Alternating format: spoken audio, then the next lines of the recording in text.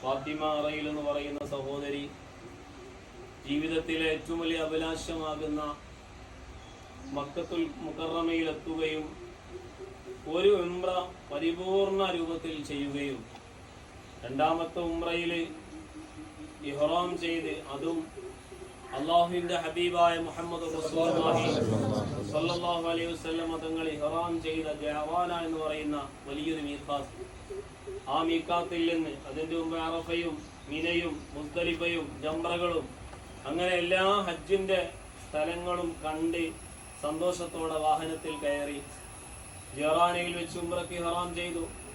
എന്നിട്ട് വിശുദ്ധ ഹറമിലേക്ക് തൽബിയത്ത് ചൊല്ലി വന്നു.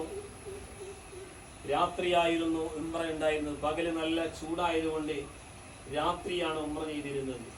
ഉംറയുടെ ഏറ്റവും പ്രധാനപ്പെട്ട ഫറളാകുന്ന തവാഫ് പൂർത്തിയാക്കി സംസം നന്നായി വയറ്